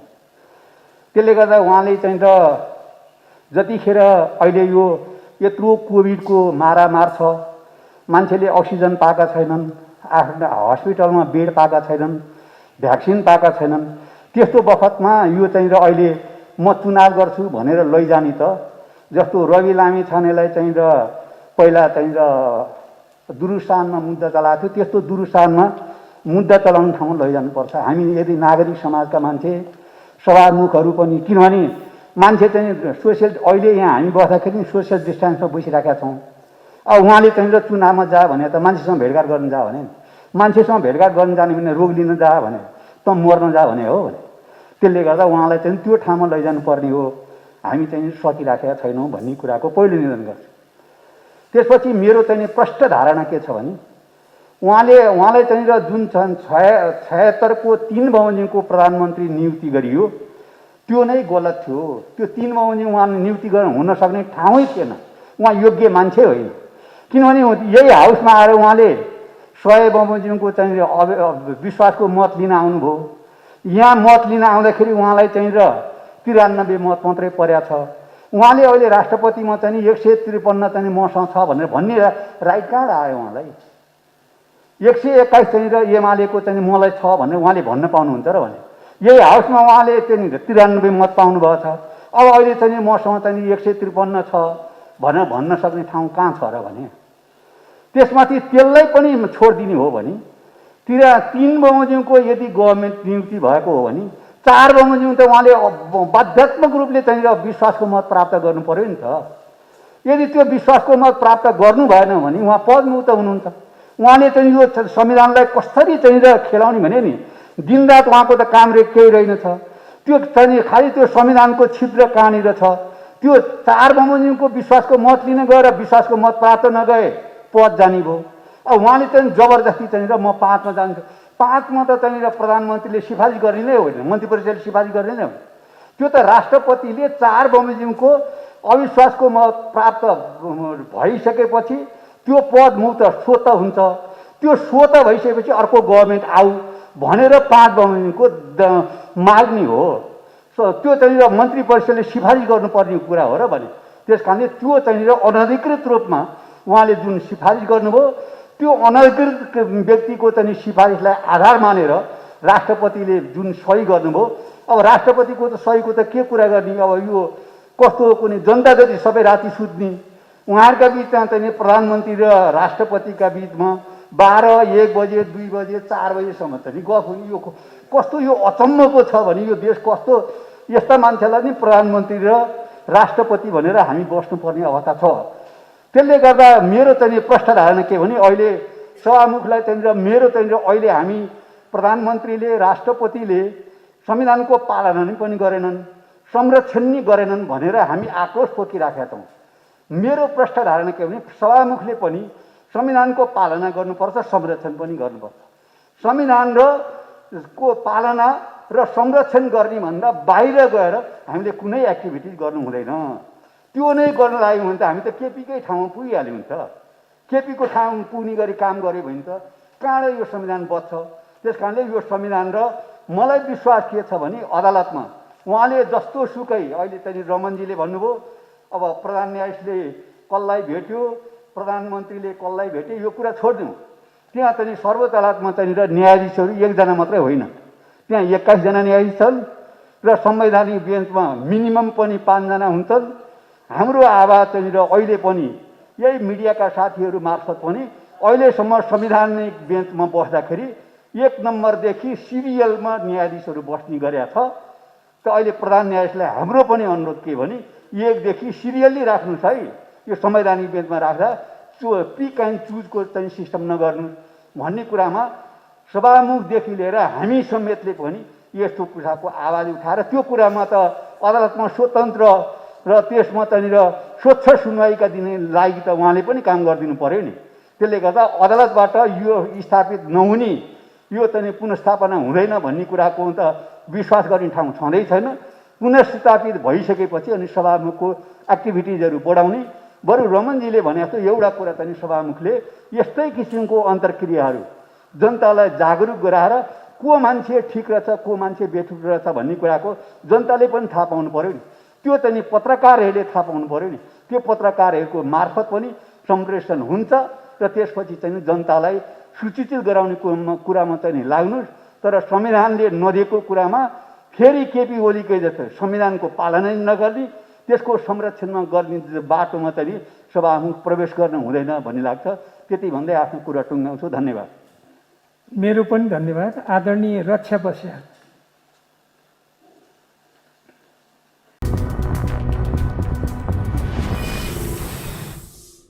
सभामुखज्यू र उपस्थित सबै आदरणीय महानुभावहरू, सभामुखजीले यही सल्लाह चाहिँ संसद विघटन हुनुभन्दा पहिले हामीसँग मागेको भए अझ बढी उपयोगी हुन्थ्यो। सायद संसदीय विघटन हुनबाट रोकिन्थ्यो कि कुनै आइडियाले, त्यो चाहिँ एउटा मेसभा जस्तो लाग्छ। अब दोस्रो चाहिँ आज सभामुखज्यूको भूमिकाको बारेमा भन्दा जुन एजेन्डा सभामुखज्यूले राख्नु भएको छ, कानुन र संविधान बमोजिम सभामुखले अब गर्न सक्ने केही काम अहिले छैन। अहिले अब सर्वोच्चको मुद्दा सर्वोच्चले फैसला गरेर पुनस्थापित भइसकेपछि अब सभामुखले गर्ने काम त्यति बेला अवश्य हुने नै छ। तर म चाहिँ एउटा संविधानको विद्यार्थी भए नाताले गर्दाखेरि एउटा एक्स्ट्रा कन्स्टिट्युसनल एक्स्ट्रा लिगल कुनै उसमा सभामुख जानुपर्छ भन्ने चाहिँ मेरो सल्लाह हुँदैन। संसद पुनस्थापन भयो, त्यो संवैधानिक छ।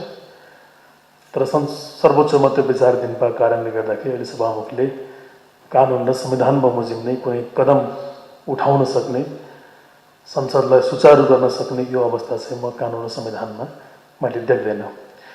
तर फेरि पनि आजको यो छलफलको एउटा महत्त्व सभामुखज्यूलाई के होला भने कि नोटिसमा दिनुपर्ने सभामुखज्यूले थुप्रै कुराहरू छन्। म दुई चारवटा कुराहरू नोटिसको लागि चाहिँ म यहाँ भन्न चाहन्छु। र गएका दिनमा यो केवल आजको दिन आउनुमा प्रधानमन्त्री र राष्ट्रपति मात्रै नभएर यो संसद पनि जिम्मेवार छ भन्ने चाहिँ मलाई लाग्छ। सभामुखले यसलाई नोटिसमा दिनुपर्छ र केही नैतिक एउटा जिम्मेवारी सभामुखज्यूको पनि हुन्छ। दुई तिनवटा कुरा मात्रै म सेयर गर्न चाहन्छु। एउटा कुरा, प्रधानमन्त्री र राष्ट्रपतिले यो संविधानमाथि जुन खालको घात गर्नुभयो त्यसलाई अङ्ग्रेजीमा सबभर्सन भनेर भन्छ। त्यो सबभर्सन भनेको अघि ओमजीले भने जस्तो त्यो संविधान र राष्ट्रमाथिको सबभन्दा ठुलो कसुर र सबभन्दा ठुलो चाहिँ अपराध हो। त्यो मान्छे मारेको, अरू गरेको अपराधहरू भन्दा पनि ठुलो अपराध चाहिँ संविधानमाथि राज्यको कुनै पदाधिकारीले गर्ने त्यो सबभर्सनलाई चाहिँ त्यो राष्ट्रघात मानिन्छ र संविधानमाथिको कसुर र अपराध मानिन्छ।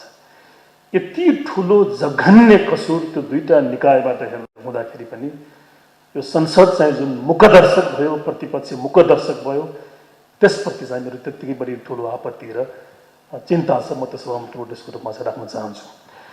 दुई दिनमा घटनाबाट यसलाई सभामुखज्यूले जानकारी दिन आवश्यक छ। एउटा कुरा, अब यो जम्मै खेलहरू अहिले हेर्दाखेरि एउटा ठुलो तिगडम, जालझेल र षड्यन्त्र राष्ट्रपति र प्रधानमन्त्रीज्यू र उहाँका अरू कति मतियारहरू थिए, उहाँहरूले त्यो योजनाबद्ध ढङ्गले चाहिँ यो संविधानलाई कुल्चने, संविधानलाई उहाँहरूले नमान्ने कामहरू गर्नुभयो। तर ती प्रत्येक उहाँहरूको जालझेल, तिगडम, षड्यन्त्रलाई चाहिँ संसदले समयमै कन्ट्रोल गर्न सक्ने, त्यसलाई रोक्न सक्ने, प्रतिपक्षले त्यसलाई रोक्न सक्ने, सभामुखले पनि केही पहलकदमी गर्न सक्ने पर्याप्त ठाउँ र सुविधा हुँदाखेरि पनि यो संस्थाबाट पनि त्यो कामहरू भएन भन्ने चाहिँ मेरो गुनासो छ। म एउटा इक्जाम्पल दिउँ। उदाहरणको लागि जुन दिन प्रधानमन्त्री ओलीको विरुद्धमा यो संसदमा विश्वासको मतदान भइराखेको थियो, त्यो दिन एउटा गम्भीर संवैधानिक प्रश्न चाहिँ त्यहाँ प्रेजेन्समा आएको थियो। त्यो भनेको प्रधानमन्त्री ओलीको कस्तो खालको एउटा उ छ भने कि मैले पब्लिक बाहिर भने सायद आजसम्म यो पृथ्वीमा, यो दुनियाँमा त्यस्तो कुनै सायद देश छैन वा पार्लियामेन्ट्री डेमोक्रेसी छैन जहाँनिर प्रधानमन्त्री एउटै संसदको कार्यकालमा संविधानका सबै धारा बमोजिम चाहिँ प्रधानमन्त्री भएको होस्। त ओलीले यहाँ प्रयास गरे, 76-5 को पनि उनले दाबी गरे। अनि त्यो विश्वासको मतमा मतदान भएको दिनमा चाहिँ माओवादी केन्द्रले प्रधानमन्त्री अर्थात् सरकारमाथिको समर्थन फिर्ता लिइसकेपछि उनी 76-3 को सरकारको रूपमा चाहिँ रूपान्तरित भएको थिए। त्यो दिन नै विश्वासको मतदान भएकै दिनमा प्रधानमन्त्रीको हैसियत भनेको चाहिँ संविधानको धारा 76-3 को हैसियत थियो, किनभने उनीसँग भएको दुईटा दल मात्रै माओवादी केन्द्रले समर्थन फिर्ता लिइसकेपछि केवल एकल दल मात्रै प्रधानमन्त्रीसँग थियो, त्यो उहाँको आफ्नो एमाले दल थियो। त्यो चिज प्रतिपक्षले विधिसम्मत ढङ्गले त्यो संसदमा रेकर्ड गराउनु पर्थ्यो, समाजको पनि त्यो पातमा चाहिँ उसले पहल कदमी लिएको हुनु पर्थ्यो। तर त्यो चिज चाहिँ हामीले मिस गऱ्यौँ। उनीहरूको एउटा योजना थियो संविधानलाई घात गर्ने, संविधानमाथि प्रतिघात गर्ने एउटा योजना थियो राष्ट्रपति प्रधानमन्त्रीको। उनीहरूले त्यसलाई सहज रूपमा उनले स्वीकारे अगाडि भयो। विश्वासको मत प्रधानमन्त्रीले नपाइसकेपछि अब त्यति बेला अर्को दोस्रो गम्भीर संवैधानिक प्रश्न त्यति बेला त्यो संसदले त्यसलाई हेर्न सक्थ्यो। उनी 76-2 बमोजिमको प्रधानमन्त्री थिए भने 76-3 को सरकारको आह्वान हुनु पर्थ्यो। 76-3 को प्रधानमन्त्री हुन्थ्यो भने 76-5 को सरकारको आह्वान हुनु पर्थ्यो। 76-2 को सरकारको आह्वान त गर्न सक्ने ठाउँ नै थियो त्यति बेला। त उनको प्लान थियो कि 76-2 को सरकारको आह्वान गरिसकेपछि त्यहाँ बहुमतको दाबी पुग्न सकेन भन्ने हामी आधारमा चाहिँ प्रधानमन्त्री ओलीलाई फेरि नियुक्ति गर्छौँ भन्ने राष्ट्रपतिसँगको जुन योजना थियो त्यो बमोजिम उनीहरूले 76-2 को आह्वान गरे। 76-2 को आह्वान गर्नुको लागि प्रतिपक्ष र अरू दलले चाहिँ त्यही चिजको आवेदन गरी राष्ट्रपति सहमति चाहिँ त्यो कति ब्लन्डर थियो। कानुन र संविधानका विषयहरूलाई एउटा हल्का रूपमा लिइयो, सोझबुझ भएन। हेर्नु न कति फरक छ। एउटा पक्ष प्रधानमन्त्री र राष्ट्रपति योजनाबद्ध ढङ्गले संविधान र यो व्यवस्थालाई अन्त्य गर्न लागिरहेका छ, अनि त्यसको काउन्टरमा उभिएको प्रतिपक्ष दल र यो संसदलाई चाहिँ कुनै पनि चिजको बारेमा चाहिँ गम्भीरता छैन, उसको लागि केही पनि कुरा गरेका छैन। अब त्यो दिन चाहिँ उहाँहरूले त्यही 76 को लागि आह्वान गरिदिनु भयो। उहाँ आह्वान वा अनुरोध गरेको केही मिनटमा भित्र पाउँदै राष्ट्रपतिले चाहिँ 76 को सरकारको लागि चाहिँ उहाँले आह्वान गर्नुभयो। अनि दाबी गयो 76 को सरकार बन्न सकेन, अनि फेरि ओल्लाइदिनु। जबकि संविधानमा तपाईँले विगतको प्र्याक्टिस हेर्नु भने 76 को दाबी भइसकेपछि त्यो विश्वासको मत पुग्छ पुग्दैन भन्ने कुरा संसदले टेस्ट गर्ने कुरा हो, राष्ट्रपतिले टेस्ट गर्ने कुरा थिएन। त्यहाँ पनि यी दलहरू चुक्यो, संसद चुक्यो, बोल्न सकेन। अब कुरा आयो 3 को सरकारको उनले शपथ लिइसकेपछि त्यो शपथको हामीले त्यो दृश्यहरू हामी देख्यौँ। त्यो भोलिको आउने जेनेरेसनले, आउने समयले त्यसको बारेमा एउटा कठोर समीक्षा गर्ला। कति भद्दा मजाक राष्ट्रमाथि गरियो, संविधानमाथि गरियो, त्यो शपथको दृश्य चाहिँ सार्वजनिक रूपमा चाहिँ बाहिर आएको छ। अब संविधानको तपाईँ 76 को उपधारा 4 यहाँ हेर्नु भने यसमा कति किटानी व्यवस्था छ त भन्दा त्यो कुनै पनि प्रकारको यहाँ इफ्स र बट्सको चाहिँ प्रयोग भएको छैन। उपधारा 3 बमोजिम नियुक्त प्रधानमन्त्रीले त्यति बेला उहाँ 3 बमोजिम उहाँले शपथ खानुभएको थियो। उपधारा 4 बमोजिम विश्वासको मत प्राप्त गर्न नसकेमा मात्रै 76 को उपधारा 5 चाहिँ यो इन्भोक हुन सक्ने भन्ने कुरा संविधानमा किटानी थियो। तर त्यो दिन प्रधानमन्त्री पदबाट मुक्त पनि भएका थिएनन्, प्रधानमन्त्रीले राजीनामा पनि दिएको थिएनन्। त्यो पद नै रिक्त नभएर फेरि त्यही पदको पुनः पूर्तिको लागि चाहिँ आह्वान गरियो। यस्तो कहीँ हुन सक्ने कुरा हो? जुन पदको लागि राष्ट्रपतिले आह्वान गर्नुभयो त्यो पद चाहिँ रिक्त थिएन, खाली थिएन, पदमुक्त थिएन, उहाँले राजीनामा दिनुभएको थिएन, विश्वासको मत पनि दिनुभएको थिएन। अनि यति गम्भीर असंवैधानिक काम गरिसकेपछि त्यो चिज संसदले नोटिसमा दिनु पर्दैन, प्रतिपक्ष लिनु पर्दैन। अनि एकातिर उसको काम असंवैधानिक भन्ने, अनि खुरुखुरु त असंवैधानिक काममा भाग लिने हो। अनि यस्तो निकम्मा काम नलाग्ने बाँकी दल, प्रतिपक्ष र संसद भइसकेपछि अनि योजनाबद्ध ढङ्गले संविधान र राष्ट्रलाई तलमाथि पार्नलाई हिँडेको सत्य अगाडि बढ्दैन त सभामुखज्यू। त्यो ठाउँमा हामी चुक्यौँ। अघि तीर्थमान शाक्यले करेक्टली भन्नुभयो, जबकि यिनले संसदको पुनर्स्थापन सुप्रिम कोर्टले गरिसकेपछि उनीहरूको नियतमाथि खोज्छ भन्ने देखेको थियो। जस्तो केवल 1 दिनको लागि प्रधानमन्त्रीले अधिवेशन बोलाए। नेपालको संविधानमा अधिवेशन संसदको हुन्छ, प्रधानमन्त्रीको हुँदैन। अधिवेशन चालु भएको अवस्थामा जुनसुकै समयमा प्रधानमन्त्रीले विश्वासको मत दिन सक्छ उसले। तर अधिवेशन विश्वासको मतको प्रयोजनको लागि मात्रै भन्न आह्वान गर्न सकिँदैन। राष्ट्रपतिको विज्ञप्ति हेरियोस्, त्यो विज्ञप्तिमा प्रयोग भएको ल्याङ्ग्वेज भनेको प्रधानमन्त्रीको विश्वासको मतको प्रयोजनको लागि भन्ने भनेको छ। तर त्यो अधिवेशनमा सभामुख र यो संसद चाहिँ साक्षी भयो। उसले एउटा पनि प्रश्न के गरेन भने कि यो अधिवेशन तिमीले असंवैधानिक ढङ्गले आह्वान गरेको थियौ, प्रधानमन्त्रीको अधिवेशन संविधानले परिकल्पना गरेको छैन, अधिवेशन संसदको हुन्छ भन्ने कुरा एउटा जिउँदो सांसदले चाहिँ उच्चारण गरेन। अब यस्तो खालको संसद र अनि प्रतिपक्ष र अरू दल भइसकेपछि एउटा योजनामा हिँडेको शक्तिले चाहिँ संविधान त कुल्चना नै भयो। त्यसैले सभामुखज्यूले मैले भन्न खोजेको कुरा के भने कि यी कुरा नोटिसमा लिएर अब कानुन बमोजिम र संविधान बमोजिम सर्वोच्चले यो मुद्दा पुनर्स्थापन गर्नुपर्ने हो। कानुनमा सबै पर्याप्त ठाउँहरू छ। उसले पहिले गरेको आफ्नो फैसलालाई हामी एउटा यो कानुनमा चाहिँ यो स्टेट बेसिसको प्रिन्सिपल भन्न भन्छौँ। फैसला स्थिरताको सिद्धान्तमा आफ्नो फैसलामा अदालत चाहिँ स्ट्यान्ड गर्नुपर्छ। त्यसलाई डक्ट्रिन अफ कमिटी भन्छ। ऊ आफ्नो फैसलाभन्दा बाहिर जानु हुँदैन भन्ने मान्यता राखिन्छ। त्यो हिसाबले र अहिलेको हिसाबले पनि पदै रिक्त नभएर आह्वान गरिएको 76 को 5 को प्रक्रिया नै त्यहाँ सम्पन्न नभएर चाहिँ संसद विघटन गरेको कारणले गर्दाखेरि पुनर्स्थापन हुन सक्ने सबै कानुनी संवैधानिक आधार छ। म चाहिँ विश्वस्त छु पुनर्स्थापन गर्ला भन्दा। पुनर्स्थापन भयो भने त्यसपछिको बाँकी संसदलाई चाहिँ सभामुखज्यूहरूले गम्भीरतापूर्वक दिनु पर्यो र होसियार भएर उनीहरूको प्रत्येक असंवैधानिक कामहरू रेकर्डमा यहाँ हुनुपर्छ, यहाँ बोलिनुपर्छ, जनताले चाहिँ सुन्न पाउनुपर्छ। विषय अधिवेशन कति राम्रो भन्नु, विषय अधिवेशन किन नबोलाएको त्यति बेला चाहिँ? अब यिनले अनि यो कुनै एउटा सामान्य कमन सेन्स भएको मान्छेले बुझ्ने कुरा होइन। 20-21 घण्टाको मात्रै समय दिएर प्रधानमन्त्रीको लागि सरकार गठन गर्न राष्ट्रपतिले आह्वान गर्छ भने त्यहाँ कुनै खेल छ, षड्यन्त्र छ भन्ने बुझ्ने कुरा होइन। अनि बिहानै त्यही दिन उनको विरुद्धमा महाभियोग दर्ता गर्न सकिँदैन, त्यहाँ विशेष अधिवेशन आह्वान गर्न सकिँदैन। अब यो जम्मै केही पनि नगर्ने, त्यसपछि सबै चिज बर्बाद ध्वस्त भइसकेपछि अब हार गुहार गर्नुले कुनै अर्थ नहुने भावनाले अब पुनर्स्थापन भएर आयो भने त्यति बेला यो संसदको ठुलो रोल हुनेछ। त्यो रोलमा सभामुखज्यूले होसियार भएर काम गर्नु पर्ला। तर अब पुनर्स्थापन नभएसम्म कानुनी र संवैधानिक रूपमा सभामुखले गर्न सक्ने कुरा केही पनि छैन। राजनीतिक रूपमा गर्ने कुरा त्यो आफ्नो ठाउँमा छ, तर अहिले संविधान र कानुनभन्दा बाहिर गएर कुनै कदम चाल्ने, अधिवेशनै आह्वान गर्ने त्यो मतप्रति चाहिँ मेरो आफ्नो मत भिन्न भएको कारणले गर्दा मैले यति भने बोलाउनु भयो। धन्यवाद। मुलुक कोभिडले ग्रस्त छ। हामी यति टाढा यति थोरै मान्छे बस्दा पनि यो सिङ्गे हलमा चाहिँ हामी टाढा बसिरहेका छौँ। प्रेसले पनि त्यसैलाई देखिरहेछ। बोल्दाखेरि खुला मुख लगाएर बोल्न पाइँदैन, मास्क लगाएर बोल्नु परिरहेछ। त यस्तो परिस्थिति मुलुकमा भइरहेको बेलामा निर्वाचन भनेको आफ्नो म्यानिफेस्टो, आफ्नो दृष्टिकोण, आफ्नो कुराकानी राखेर घर दैलोमा जाने बेला हो। र त्यो परिस्थिति छैन भन्ने कुरा कसैले जान्दैन भनेदेखि त्योभन्दा बढ्ता चाहिँ मूर्ख कोही ठहरिँदैन। त्यति कुरा जान्दै पनि जुन चुनावमा धकेल्ने काम आज भएको छ मुलुकलाई, कुनै पनि कुराको पर्वाह नगरिकन, कहिले वेस्ट बङ्गालको चुनाव भएको भनेको छ, कहिले चाहिँ अमेरिकाको चुनाव भनेको छ, कहिले बेलायतको चुनाव भइरहेको छ भनेको छ।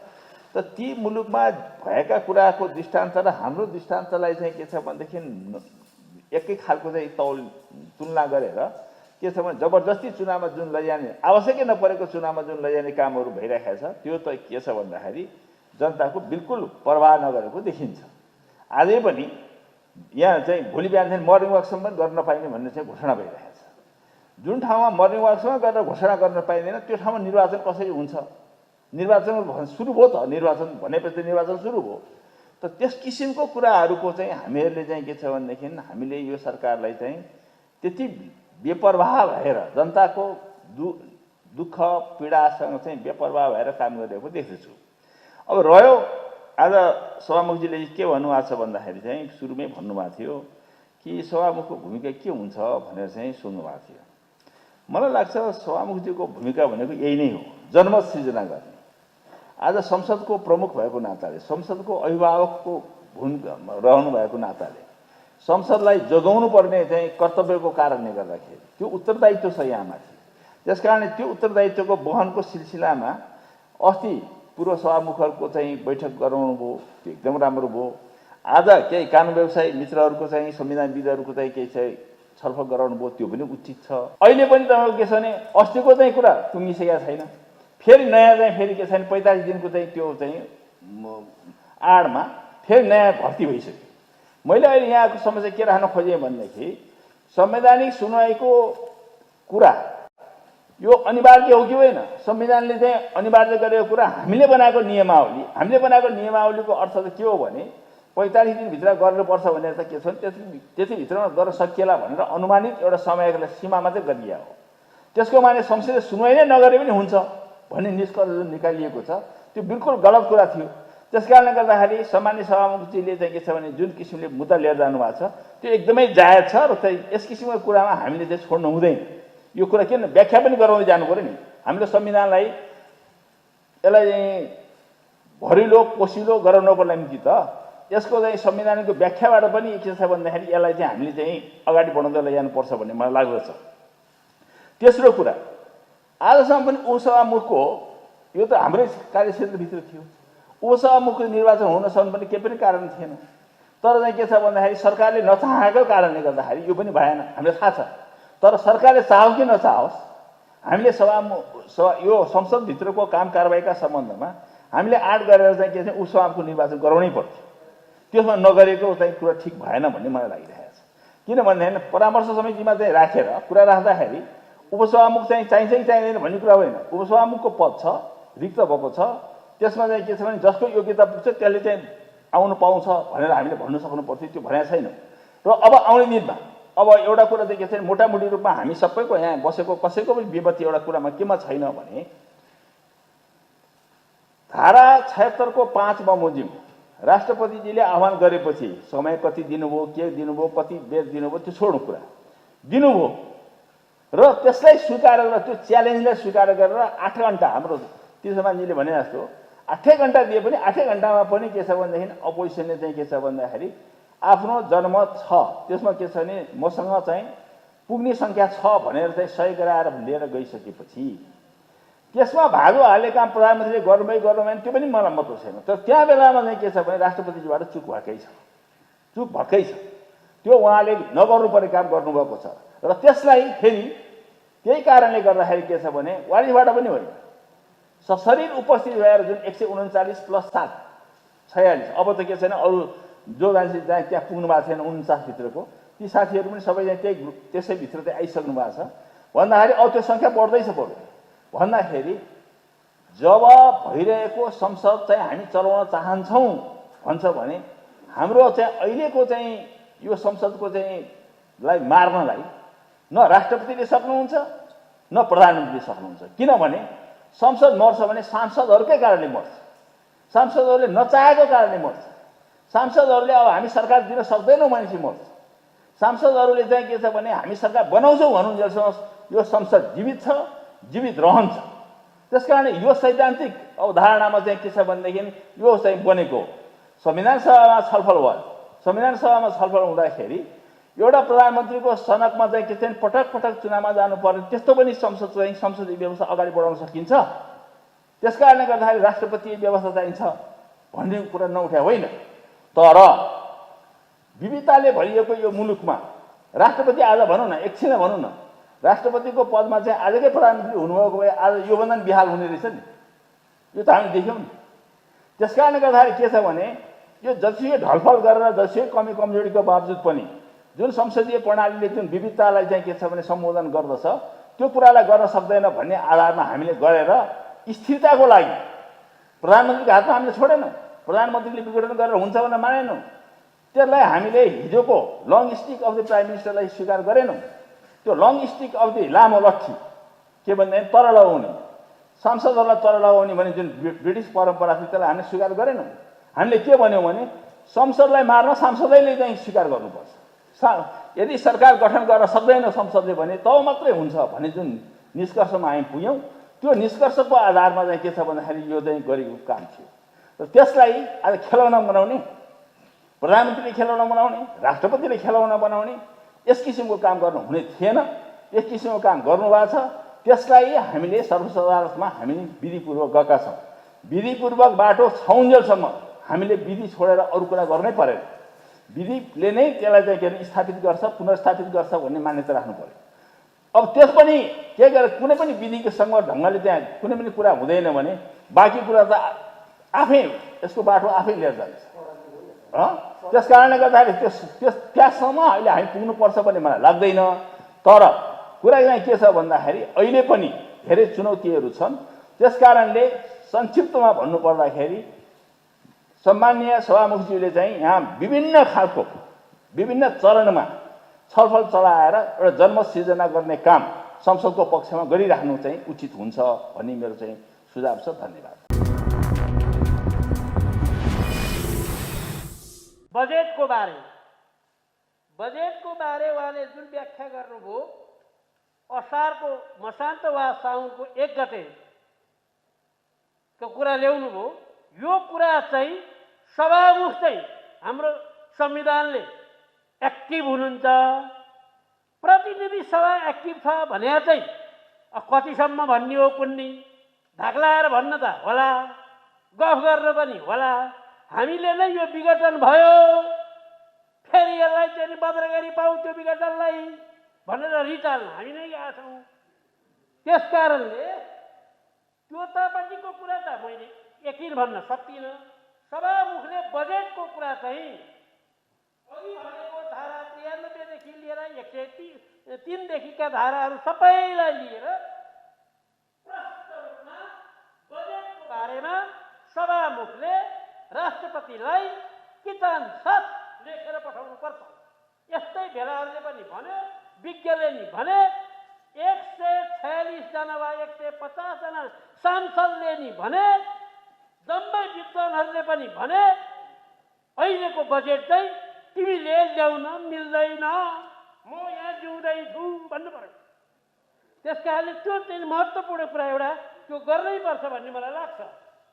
अर्को उहाँले गर्नै पर्ने भनेको कुरा अब यो गर्न गाह्रो छ, मान्छेलाई भन्दिन चाहिँ असाध्यै सजिलो छ, यसो गर्नुपर्छ र उसो गर्नुपर्छ भन्न, गर्ने मान्छेलाई गाह्रै हुन्छ। म चाहिँ के भनेर गाह्रै भए पनि एउटा काम चाहिँ गर्नु भन्नेमा छ। यो पटक पटक संविधान विरुद्ध हुने गरी व्यवस्थाको विरुद्धमा प्रधानमन्त्रीले जुन विघटन गर्ने काम गरे, सर्वोच्च अदालतको फैसलाले 1 देखि 7 सम्मको व्याख्या गरेर अब छिन्दै यसको चाहिँ पुरा प्रक्रिया पुरा गर्नुपर्छ भनेर नि हामीले भन्यौँ। यदि त्यो सबै कुरालाई समेटेर यो प्रधानमन्त्रीलाई सर्वोच्च अदालतको अवहेलना र सजाय गरी पाऊँ भन्ने मुद्दा चाहिँ सभामुखकै पहलमा ठोक्नु पर्यो। अनि पो ओहो अर्को पल्टदेखि विघटन गर्न हुँदैन क्यारे, विघटन गर्यो भने जेल जाने रहेछ, नत्र कस्तो मजा, विघटन गरिदियो, रमाइलो गर्यो, हाँसी मजा गऱ्यो, हिहिहु गर्यो, अनि त्यसपछि ट्याक्क 6 महिना 2 महिनापछि पुनर्बहाली हुन्छ, फेरि 2 महिना बस्यो, फेरि भङ्ग गरिदियो, उसलाई केही हुने होइन। प्रधानमन्त्री खाए बजेट चलाए मोज मस्ती चलाए यस्तो गरेर राख्नुभयो भने यो विघटन अब पुनर्बहाली भएर आउँछ, फेरि विघटन हुन्छ। के गर्नुहुन्छ? त्यस कारणले यो अवहेलना सम्बन्धी मुद्दा 2 कारणले जान सक्नुहुन्छ। नम्बर 1 संसद विघटनको कारणले, नम्बर 2 संवैधानिक परिषदको निर्णयबारे, सुनवाईको बारे, संविधान के अरे यो हाम्रो संसद प्रतिनिधि सभाको अधिकारबारे जुन उल्लेख गरेर मुद्दा हालिराख्नु भएको छ त्यो सबजुडित छ, अदालतको विचाराधीन छ। त्यस बारेमा फेरि पनि संवैधानिक परिषदको फेरि बैठक राखेर त्यही अनैतिक, अमर्यादित, असंवैधानिक, संविधान विरुद्धमा जुन निर्णय गरे फेरि पनि त्यसरी काम गरे हुनाले भनेर 2टै आधारहरू लिन सकिन्छ। दोस्रो काम यो ठुलै काम छ, अलिक गाह्रै काम छ। अब यो नागरिक समाजका मान्छे बोलाउने, वकिलहरू बोलाउने, अब पूर्व सभामुख बोलाउने, यी विज्ञहरू बोलाउने, यो त हामीले नभने नि गऱ्यो भने यति गर्नुलाई त हिजो पनि गर्नुभयो। त्यस कारणले अब राष्ट्रपतिलाई पटक पटक किसिम किसिमका पत्रले प्रहार गरे गरी हिर्काइ वक्तव्य दिएको त्यही गरेर किन राष्ट्रपति भन्यो होला भन्ने कुरा। यहाँभन्दा अगाडि चाहिँ प्रधानमन्त्री मात्रै दोषी थिए। धारा 76 को 5 मा चाहिँ प्रधानमन्त्री भन्दा 2 हात माथि दोषी राष्ट्रपति हो। त्यस कारणले यो जिम्मेवारी हो। त्यस भएर सभामुख र राष्ट्रपति। अनि अब तेस्रो कुरा हामीले अलिकति गर्नुपर्ने कुरा मैले बुझेको, अरूलाई बुझाउन नसकेको चाहिँ एउटा छ। धारा 76 प्रधानमन्त्री र राष्ट्रपतिको बिचमा हुने काम कारबाही होइन। धारा 76 प्रतिनिधि सभा र राष्ट्रपतिको बिचमा हुने हो। चाहे त्यहाँ प्रतिनिधि सभामा बहुमत कसको छ भनेर प्रधानमन्त्रीलाई थाहा हुन्छ कि सभामुखलाई थाहा हुन्छ? प्रतिनिधि सभामा कुन चाहिँ ठुलो दल भनेर प्रधानमन्त्रीलाई थाहा हुन्छ कि सभामुखलाई थाहा हुन्छ? प्रतिनिधि सभामा 2 वा 2 भन्दा बढी दल मिलेर बहुमत भयो भन्ने कुरा सभामुखलाई थाहा हुन्छ कि प्रधानमन्त्रीलाई थाहा हुन्छ? संसदमा कुन चाहिँ सदस्यले कति मत ल्याउँछ, को चाहिँ आधार दिन सक्ने छ भनेर उपधारा 5 बमोजिमको निर्क्योल गरिदिने सभामुख कि प्रधानमन्त्री? त्यसकारण सभामुख र राष्ट्रपतिको बिचमा हुनुपर्ने कार्यलाई प्रधानमन्त्रीले सोझै आफूले हैकल बनाएर जुन कार्य उपधारा 5 बमोजिम गर्नुभयो त्यो गलत छ। त्यसकारणले सभामुखले यो सम्पूर्ण कुरा लेखेर राष्ट्रपतिलाई दिनु पर्यो। अब रिट पनि हाल्न सकिन्छ। हाल्न चाहिँ पुनः रिट भने के कति रिट हाल्नु भन्ने होला। अस्ति पनि त संवैधानिक परिषद बैठक बसेको अरे, फेरि त्यो बैठकले पनि निर्णय गरेको अरे, त्यसले पनि फेरि चाहिँ सुनवाईको प्रक्रिया थालेको अरे, त्यसलाई पनि म्याद गर्न थालेको अरे, 45 दिन हुन लाग्यो भन्न थालेको अरे। यी सबै कुरालाई हेरेर मुद्दा गर्न पनि सकिन्छ। त्यस कारणले यो सम्पूर्ण कुरालाई हेर्दा संविधानको र संसदीय व्यवस्थाको बारेमा सर्वोच्च अदालतले पहिला गरिसकेको व्याख्या भयो हुनाले अब धेरै व्याख्या गर्नु पनि पर्दैन।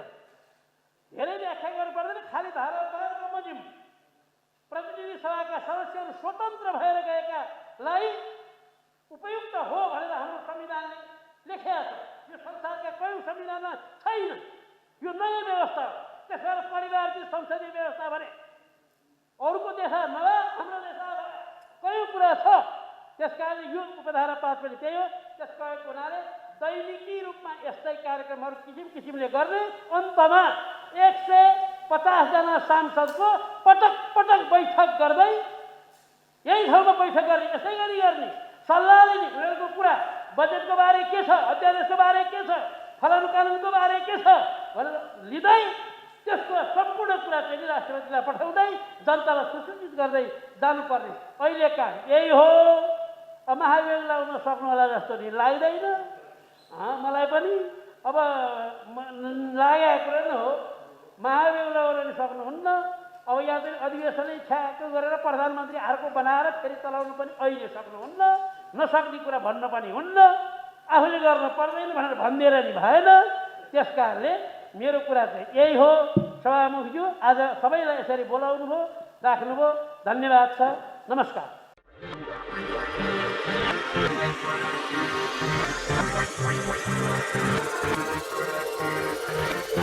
back.